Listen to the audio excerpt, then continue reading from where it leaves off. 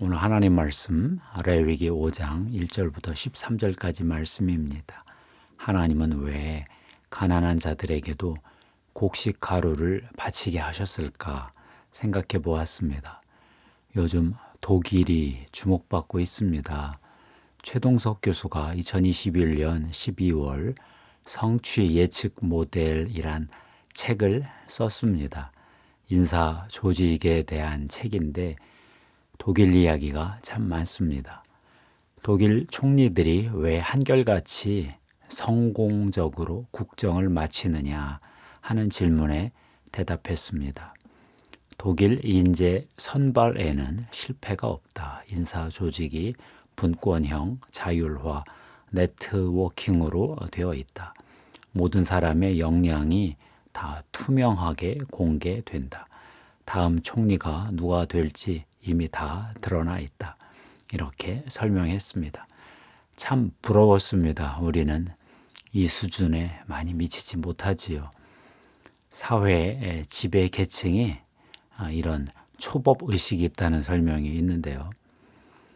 국회의원 등 선출직을 비롯해서 고시 합격한 공직자들, 큰 부를 쌓은 거대 자본가들, 이들이 우리는 고생한 만큼 누릴 자격이 있다 하면서 초법적 어떤 혜택을 행사한다는 것입니다. 가장 대표적인 예가 전관예우 같은 거죠. 성경은 하나님의 계명에 대해 참 엄격한 기준을 요구합니다. 하나님이 모세에게 이런 말씀을 주셨습니다. 레위기 4장 2절 이하 말씀인데요.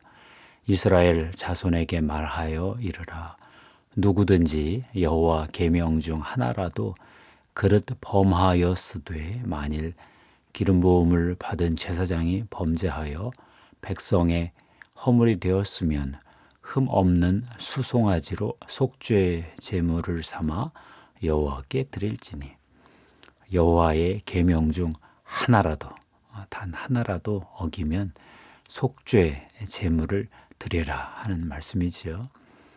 제사장 잘 드려라. 회중 족장 평민 할 것 없이 다 드려라. 나의 계명을 지키지 않고 속죄 제물을 드리지 않고 살 자가 없다. 이런 말씀인데요. 오늘 성경 본문 말씀은 가난한 자들과 극빈 자들도 속죄 제물을 드려라 이렇게 말씀하십니다. 5장 7절 말씀인데요. 만일 그의 힘이 어린 양을 바치는 데에 미치지 못하면 그가 지은 죄를 속죄하기 위하여 산비둘기 2마리나 집비둘기 새끼 2마리를 여호와께로 가져가되 하나는 속죄 제물을 삼고 11절 말씀입니다. 만일 그의 손이 산비둘기 2마리나 집비둘기 2마리에도 미치지 못하면 그의 범죄로 말미암아 고운 가루 10분의 1 에바를 예물로 가져다가 속죄 제물로 드리되. 하나님은 왜 이렇게 가난한 자, 극빈자들에게도 곡식가루 이런 거 바치겠을까요?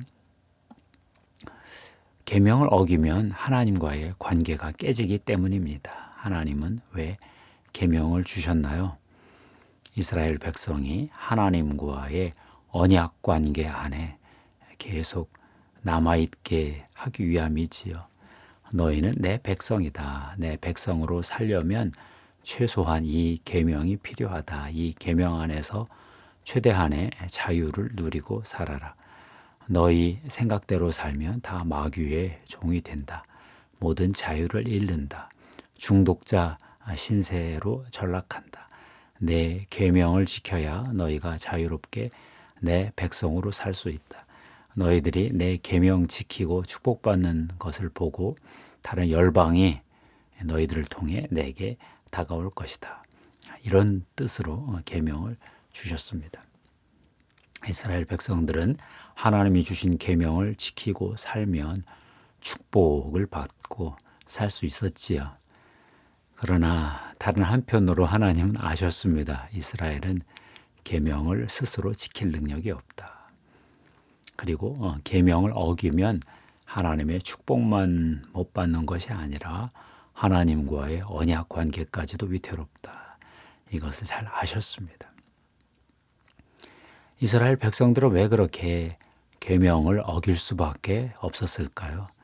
아직 이스라엘 백성의 마음이 하나님을 향해 있지 않기 때문입니다.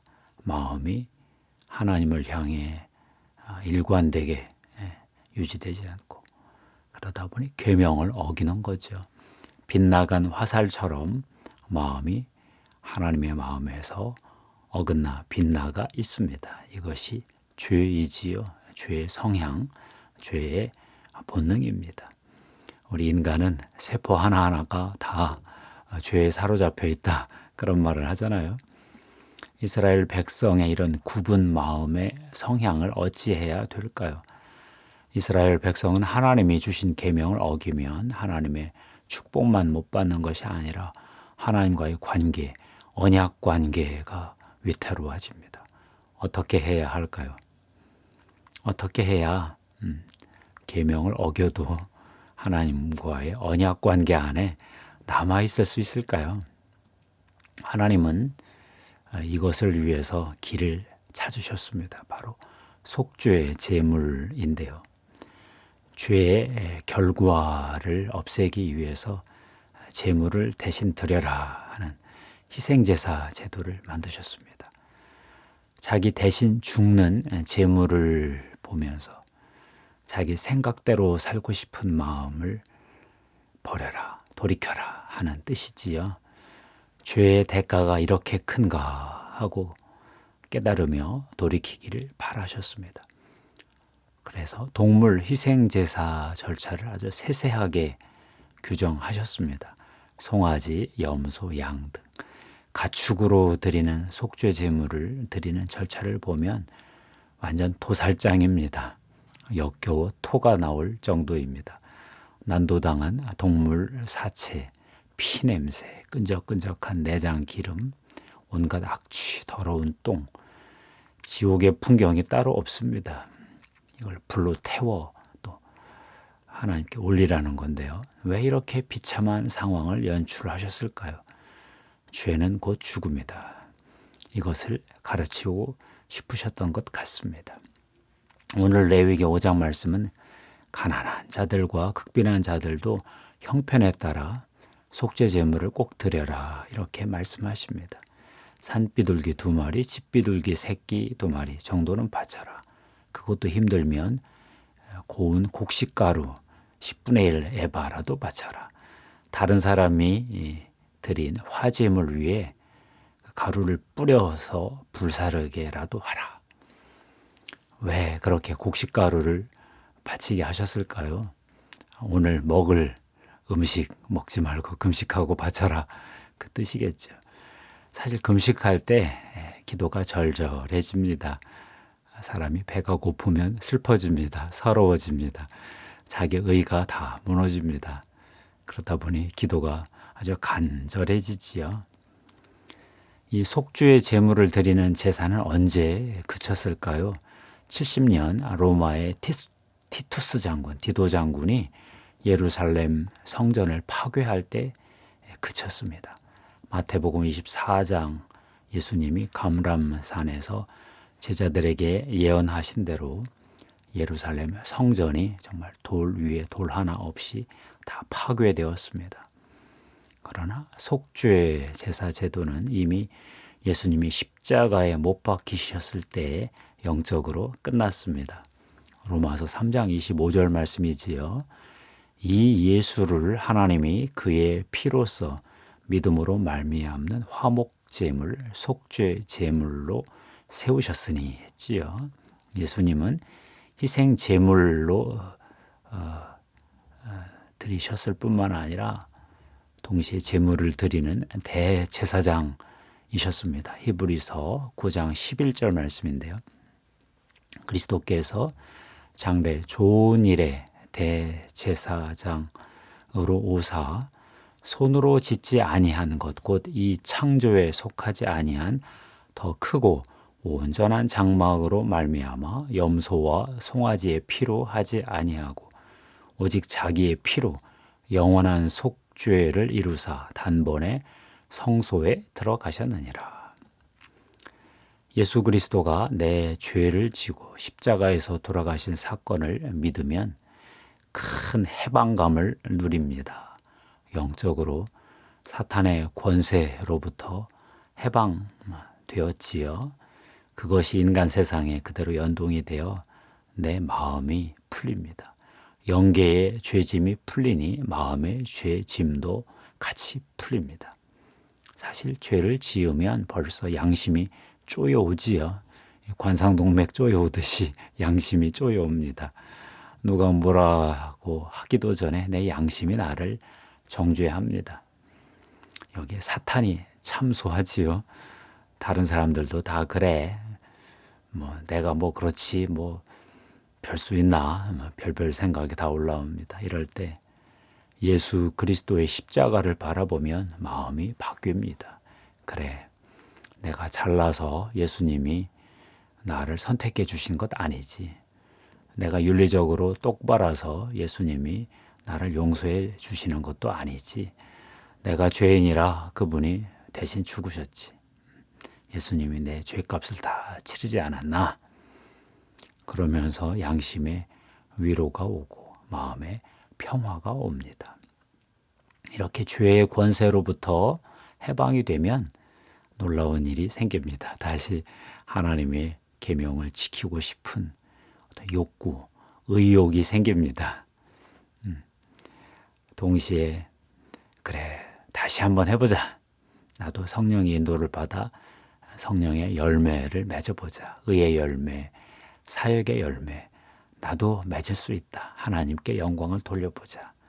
이런 생각이 전환이 일어납니다. 그러면서 하나님의 계명을 지키며 축복을 누리며 산 사람들이 자꾸 생각이 납니다. 103세 철학자 김형석 교수님 이야기는 늘 감동이지요. 최근에 또 이렇게 또 간증 하나 하셨더라고요. 1920년생이십니다. 20살만 살아도 좋겠다 할 정도로 병약했다 하시지요. 살려주시면 주님을 위해 살겠습니다. 서원을 하셨고요. 하나님은 살려주셨고 그분은 서원을 지키셨습니다. 일생 중 가장 감동적인 순간이 8.15 해방이었다고 하시더라고요. 당시 사람들이 해방이 되니까 이제 죽어도 여한이 없다 다들 그랬답니다. 네, 그때 교수님은 이제부터가 시작이다 그렇게 생각을 하셨대요. 그러면서 하나님이 이만큼 살려주셨으니 자기 인생을 하나님께 드려야 되겠다 하면서 대한민국 1세대 철학자로서 대한민국 교육에 헌신하겠다 이렇게 마음먹고 그렇게 또 사셨습니다. 한국교회에서 저만큼 바르게 사신 분도 드물지요. 저런 열매를 거두신 하나님께 영광을 돌립니다. 계명을 지켜서 하나님께 영광 돌릴 만한 그런 하나님 나라 인물로 우리 다 굳건히 서기를 바랍니다. 기도하겠습니다. 하나님 아버지 감사합니다. 죄를 용서받고 하나님의 계명을 지킬 수 있는 하나님의 일꾼이 되도록 저희들을 붙들어 주시옵소서. 예수 그리스도의 피를 뿌리고 덮습니다. 성령님 기름 부어 주시옵소서. 요즘 세상은 가난한 자들은 죄가 없는 것처럼 어떤 그런 사고가 있습니다. 모든 죄는 다 부자들이 짓는 것처럼 그들을 정죄하기도 합니다. 그렇지만 하나님은 계명을 어긴 자라면 부자든 가난한 자든 다 속죄 제물이 필요하다 하시고 예수 그리스도를 속죄 제물로 허락하셨습니다. 하나님, 우리가 우리의 사회 형편이 어떻든지 예수를 믿고 죄를 용서받고 하나님의 계명을 지킬 수 있는 사람으로 변화시켜 주시옵소서. 감사합니다. 우리 구주 예수님의 이름으로 기도하옵나이다. 아멘. 하나님께 영광 돌립니다.